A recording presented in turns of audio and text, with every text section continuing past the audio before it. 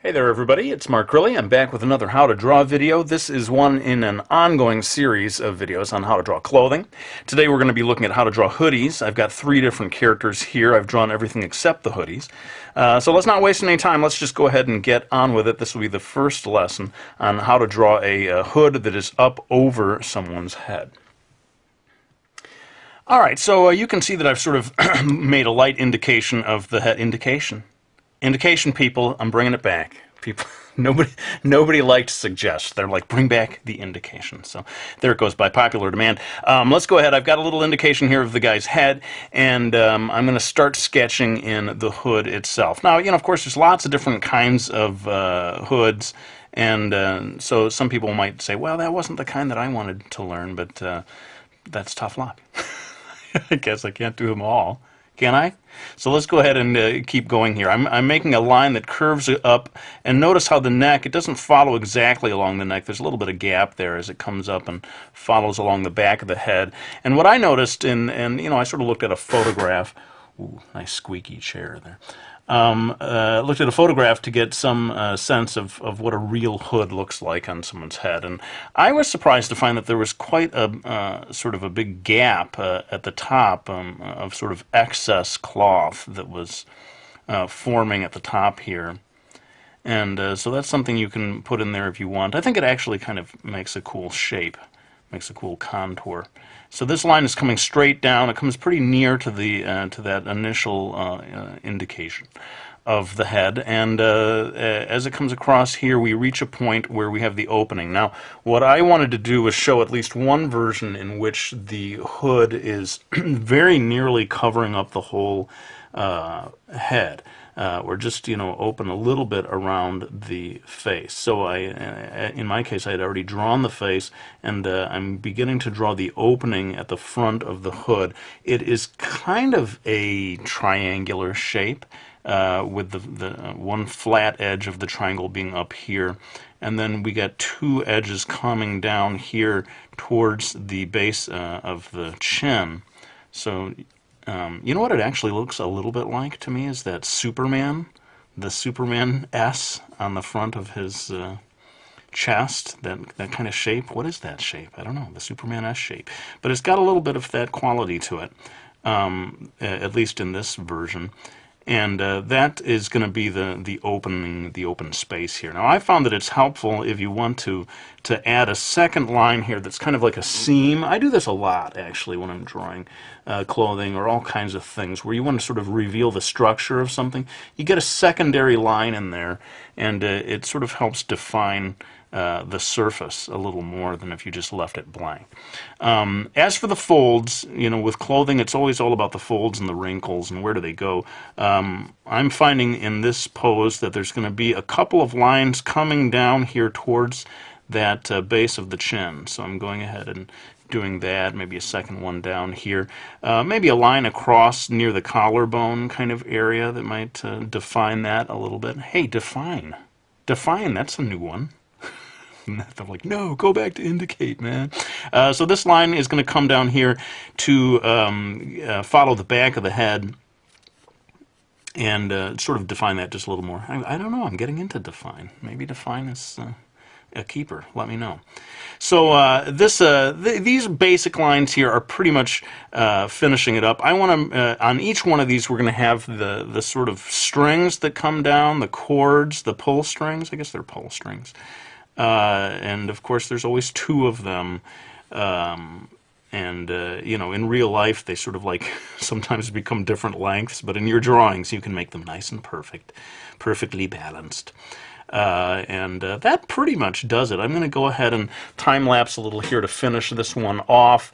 Let me put one last thing in here, because there was, when I was looking at the photograph, I noticed to sort of show the looseness, or the fact that this is kind of just filled with air up here instead of following along the top of his head. A couple of extra lines in here can help to finish that off. So I'm going to go ahead and switch from my, this is not the Ticonderoga, this is the Oriole again. I don't know, I'm on an Oriole kick now. And switch over to the black Prismacolor for doing my final lines, and then we'll come back and do the rest of them.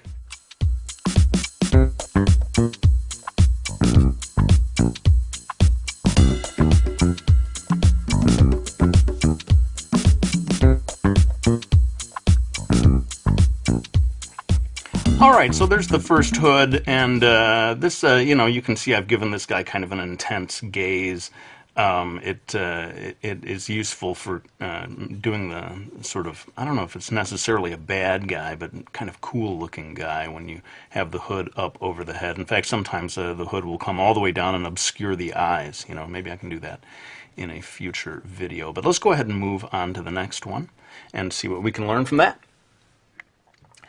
Okay, with this one I'm not as zoomed in as much as I was with the other one. That's because I'm not only going to be doing the hood, but I'm going to be doing sort of the opening of her jacket or raincoat here. So let's go ahead and get started. I'm going to draw the opening of the hood, or the hoodie.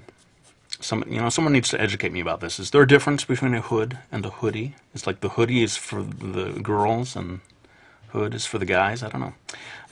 Somebody teach me these things. Vitally important, clearly, to being an artist is knowing the difference between a hood and a hoodie. So I'm drawing the opening here. It comes across the top of, or not really the very top, but sort of across the middle of her forehead.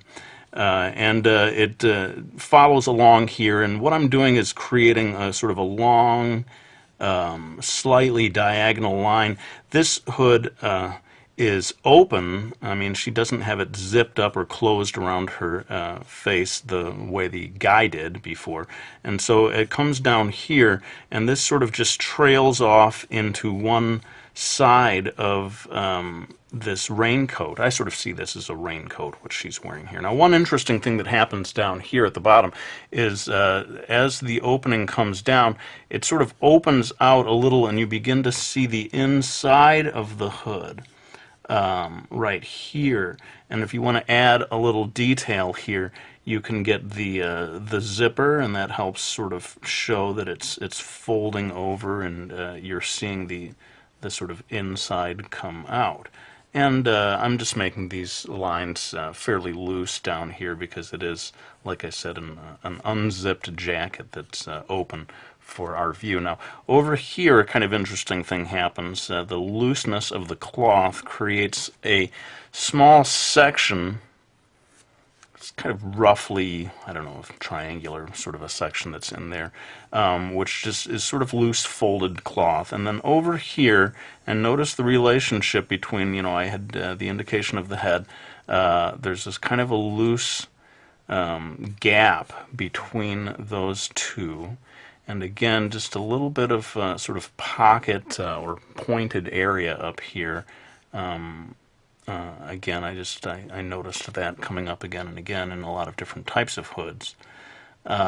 Before it curves back and reconnects with that first line of the opening. Now, one thing you can do is create a second sort of seam here that shows kind of how the cloth was folded together, and I'm going to go ahead and do, as I did before, a kind of second line here. I like to do this with clothing a lot, just at the edge. It somehow completes it for me.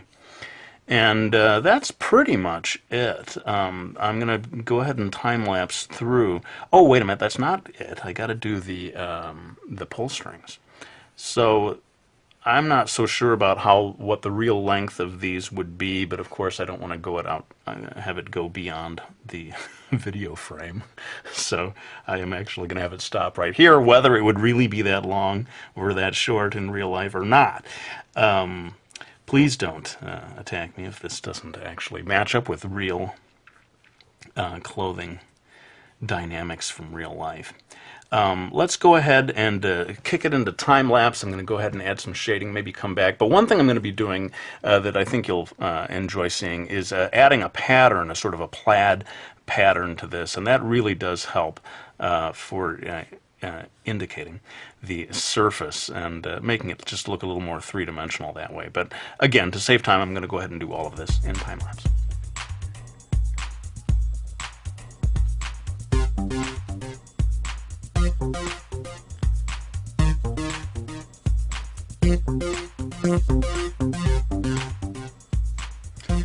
Okay, so you can see how adding a little bit of a plaid pattern there helps to somehow sort of solidify it, or I don't know, it just makes it more attractive, I think.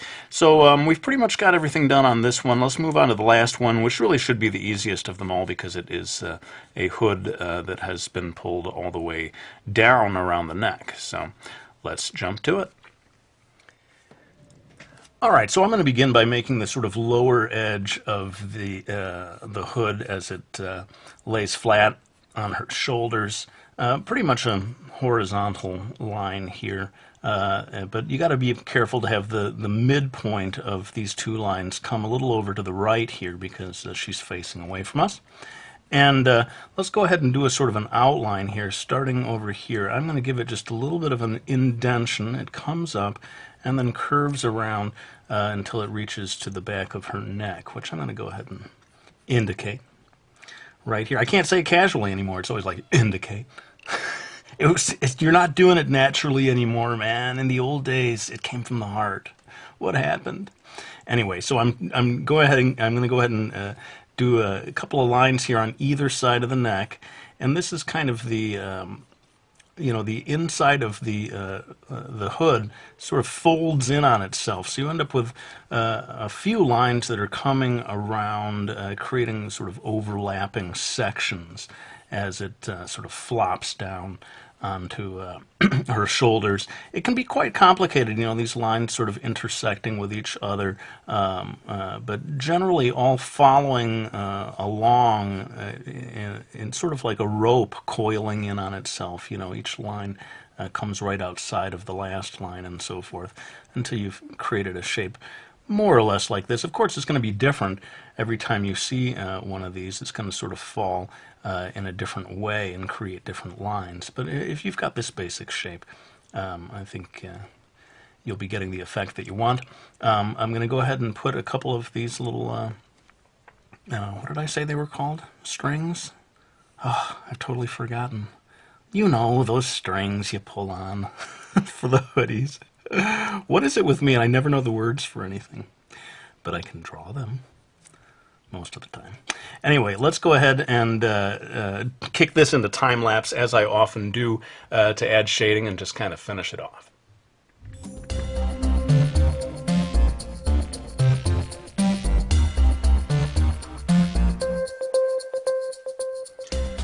Okay, well, that kind of takes care of that last one. I hope that you found that useful. Let me go ahead and pull back one last time so you can see all three at once, and we'll have a few final words before I end the video. All right, well, there you have it. 3 different ways of drawing hoods, hoodies, hooded people. I hope you enjoyed this video. As always, I'd like to thank the people who've got my graphic novels, Meeky Falls and Brody's Ghost. Greatly appreciate your support. Thanks so much to everyone who has ordered the original artwork. The response has been really great. If you live in the United States, I encourage you to jump on that opportunity because I am going to open it up to international orders. And when that happens, I think it's going to, there's going to be a backlog, and it's going to take me longer to get through them all. But for now, it is still just for people living in the United States. So I'll make a little link to that video if you want to put in one of those orders, and I greatly appreciate it if you do. But for now, let me go ahead and lay down the pencil, as I always do, and thank you, as I always do, for watching these videos, and leave you with the promise that I will be back with another one real soon.